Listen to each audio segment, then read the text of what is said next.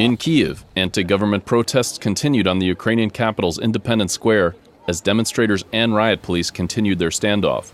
Away from the protests, Prime Minister Mykola Azarov resigned, and restrictive anti-protest laws were overwhelmingly repealed by parliament.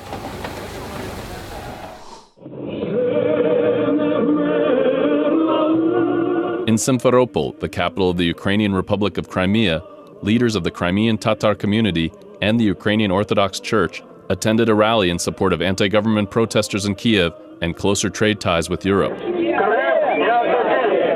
At a competing rally, members of a Russian nationalist group called on Ukraine to join the Russia-led customs union.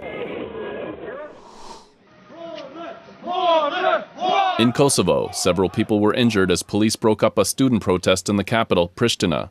Students of the University of Pristina called for the resignation of the school's rector, Ibrahim Gashi, amid allegations of corruption against university managers. About 25 student activists were reportedly detained by police. In Iraq, more than a day of non-stop rain caused floods in the northern city of Dohuk. The high water paralyzed traffic and closed schools and businesses. Power outages were also reported in the city, which has some 900,000 residents and lies on the banks of the Tigris River. In Georgia, some 60 environmental activists gathered in the capital's Vaca Park to protest the planned construction of a hotel. The demonstrators are camping in the Tbilisi Park and say they will remain there to block the building project.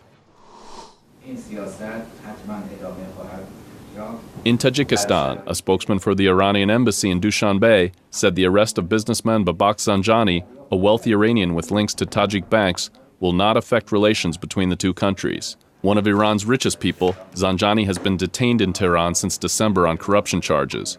Iran has accused the Tajik National Bank of withholding Zanjani's money, a charge that Tajik authorities have denied. In Kyrgyzstan, Prime Minister Zhantaro Satabaldiyev has met with residents of the southern village of Aksay near the site of a recent border incident with Tajikistan. Satabaldiyev told the villagers that Kyrgyzstan will continue the construction of a road on disputed territory that caused shootouts between the two countries' border guards 2 weeks ago. Tajik officials insist the road goes through some Tajik territory. In Peshawar, northwest Pakistan, local school teachers have staged a protest against education authorities. Teachers said they hadn't been paid for several months and threatened to intensify protests unless they receive their back wages. Also in northwest Pakistan, the government has set up makeshift schools for children living in camps for displaced people from the country's restive tribal areas. Parents have complained that their children have not received a proper education at the refugee camps. Hundreds of thousands of people have been relocated from Pakistan's tribal areas over the past few years because of security issues and natural disasters. And that's the video roundup from Radio Free Europe, Radio Liberty.